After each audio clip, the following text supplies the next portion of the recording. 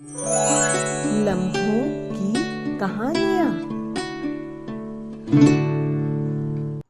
जब किसी वस्तु की बहुत ज्यादा जरूरत हो और वह हमें नहीं मिले तो कितनी बेबसी या लाचारी महसूस होती है ना। चाहे उस वस्तु की कीमत बहुत कम ही क्यों न हो, पर उस बेचैनी में कई सबक भी हम सीखते हैं। आइए इस छोटी सी कहानी के माध्यम से जानते हैं। नमस्कार मित्रों, लम्हों की कहानियां चैनल में आप सभी का स्वागत है। दोस्तों, एक दिन एक आवश्यक कार्य से बैंक जाना हुआ।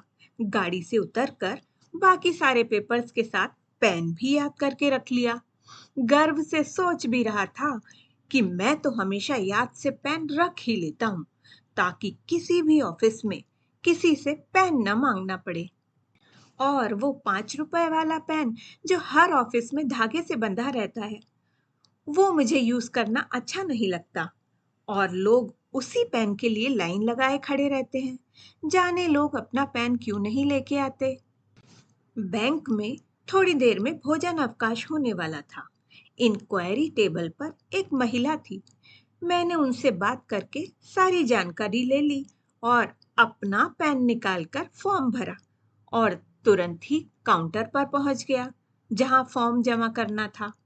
वहां काउंटर वाली मैडम ने एक जगह और साइन करने के लिए कहा। मैंने अपना पेन देखा, पेन मेरे पास नहीं था। शायद मैं इंक्वायरी टेबल पर छोड़ आया था जहां पर मैंने फॉर्म भरा था। मैं वहां गया, पेन वहां नहीं दिखा। वहां बैठी मैडम से मैंने पूछा।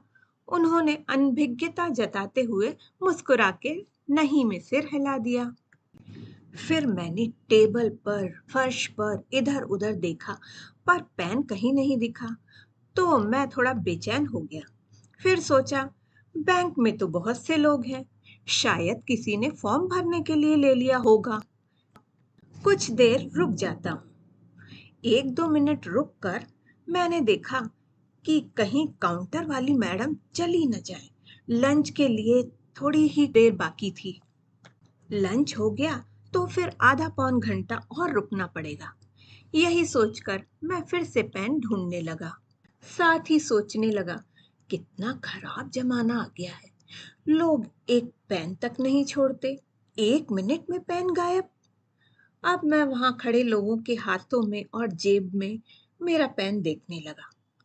यह देखने के लिए कभी मैं झुककर, कभी गर्दन ऊंची कर कर, कभी कनखियों से इधर उधर करके अपना पेन देखने लगा, पर मुझे पेन कहीं नहीं दिखा। मैंने फिर काउंटर वाली मैडम को देखा।